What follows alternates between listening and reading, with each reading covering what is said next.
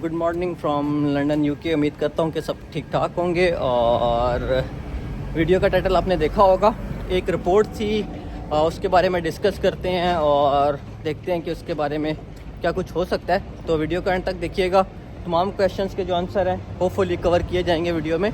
और इसके अलावा भी अगर कोई क्वेश्चन हो तो आप कर सकते हैं। जैसा आप सबको पता है कि यूके का स्टडी वीज़ा लेने के लिए एक रिक्वायरमेंट होती है, काफ़ी रिक्वायरमेंट्स होती है, जिसमें से एक रिक्वायरमेंट ये होती है कि आपकी जो बैंक स्टेटमेंट है वो 28 डेज़ की मैच्योर होनी चाहिए और उसके अंदर जो बैलेंस होना चाहिए आपका लिविंग एक्सपेंस और आपकी रिमेनिंग फ़ीस। लिविंग एक्सपेंस आप कैसे होता है कि अगर आप लंदन के अंदर आपकी यूनिवर्सिटी है तो 1334 पाउंड्स इंटू 9 मंथ्स का एक्सपेंस चाहिए होता है। और अगर आप कह लें कि आपकी यूनिवर्सिटी आउटसाइड लंदन है तो 1023 इंटू 9 और जो भी आंसर आता है उसमें आपने ऐड करना है अपना रिमेनिंग फ़ीस को। ये आपकी बैंक स्टेटमेंट होती है और कैश के लिए भी यही रिक्वायरमेंट्स होती हैं।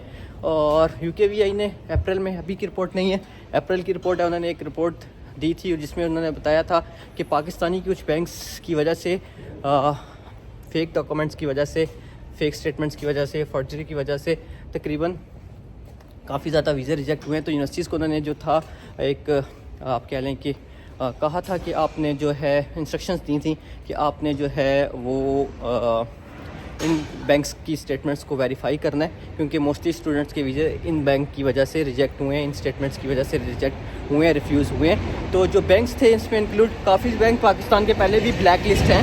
ये जो बैंक्स मैं अभी आपको बता रहा हूँ ये फ़िलहाल ब्लैक लिस्ट नहीं हुए हुए।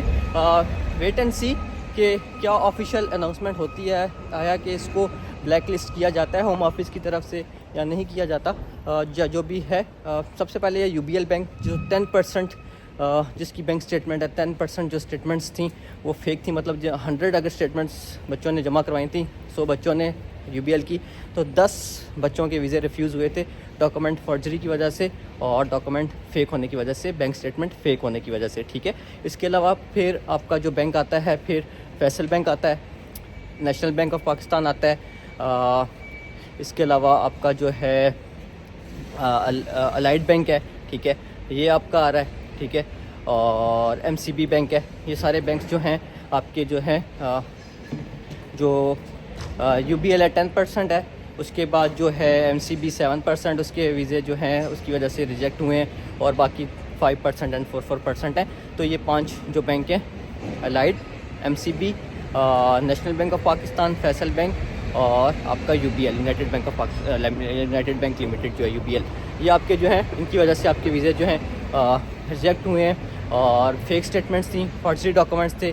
ना सिर्फ वीज़ा रिजेक्ट होता है, इसमें आपको कोई एडमिनिस्ट्रेटिव रिव्यू भी नहीं होता, इन अ सेंस के डॉक्यूमेंट ही फेक है, ठीक है, वापस वही आंसर आना है और आपको 10 साल का बैन लग जाता है। यूके को तो भूल जाओ, जब यूके का वीज़ा रिजेक्ट तो ऑफ कोर्स आपका कनाडा, न्यूजीलैंड, ऑस्ट्रेलिया का वैसे ही रिफ्यूज़ हो जाता है और आपको दुनिया का कोई भी वीज़ा लेने में काफ़ी मुश्किलात आती हैं, बहुत प्रॉब्लम्स होती हैं, क्योंकि आपके डॉक्यूमेंट्स फेक होते हैं, कोई भी आप पे ट्रस्ट नहीं करता। तो इसलिए अपनी स्टेटमेंट्स को अपना ठीक रखें और स्टेटमेंट आपकी जेन्युइन होनी चाहिए, वेरीफाइएबल होनी चाहिए। अब जिन स्टूडेंट्स ने अप्लाई कर दिया हुआ वीज़ा, ठीक है, उनको वरी होने की ज़रूरत नहीं है। उनको वरी होने की ज़रूरत इस वजह से नहीं है कि अभी आपने अप्लाई कर दिया, यूकेवीआई ने ब्लैक लिस्ट नहीं किए हुए बैंक। कोशिश करें कि जो आप की बैंक स्टेटमेंट है अपने बैंक मैनेजर को बताएं या जिस तरह भी आपका है कि वो वेरीफाइएबल होनी चाहिए, ठीक है। जब होम ऑफिस उनको कांटेक्ट करे तो वेरीफाई हो, ताकि आप लोगों का वीज़ा लग सके। और जिनके पास अभी टाइम है वो अपने कंसल्टेंट से पूछ लें, अगर वो बैंक चेंज करना चाहते हैं बैंक चेंज कर लें, अदरवाइज इन बैंक के साथ ही जाएँ। अगर डॉक्यूमेंट आपका जेन्युइन है तो वरी होने की ज़रूरत नहीं है, आपको ज़रूर वीज़ा मिलता है। और रिजेक्ट कब होता है? जब आपकी बैंक स्टेटमेंट फेक होती है, ठीक है, या फॉर्जरी होती है डॉक्यूमेंट्स की, और 10 साल का बैन भी तभी लगता है। अदरवाइज़ आपको श्योर वीज़ा मिलेगा, बैंक स्टेटमेंट पे रिजेक्ट नहीं होगा अगर बैंक स्टेटमेंट वेरीफाई हो जाएगी तो, ठीक है। तो अपनी बैंक स्टेटमेंट को ज़रा देख लें, एक दफ़ा दोबारा से चेक कर लें और इस पर ध्यान दें। अभी ब्लैक लिस्ट कोई भी बैंक नहीं हुआ और देखते हैं क्या होता है। कुछ बैंक पाकिस्तान के पहले भी ब्लैक लिस्ट हैं, ZTBL, ज़राई तरक्याती बैंक जो था उसको ब्लैक लिस्ट किया हुआ था, बैंक ऑफ पंजाब को ब्लैक लिस्ट किया हुआ था, और भी बैंक थे, काफ़ी ज़्यादा बैंक्स पहले भी ब्लैक लिस्ट थे। तो हम अपने आप को खुद ही ख़राब करते हैं, ठीक है। हम तो आ जाते हैं, लेकिन जो हमारे आने वाले के बाद होते हैं, जिन्होंने हमारे बाद आना होता है, हम उनके लिए जो है रास्ता बिल्कुल ही ख़त्म कर देते हैं आने का।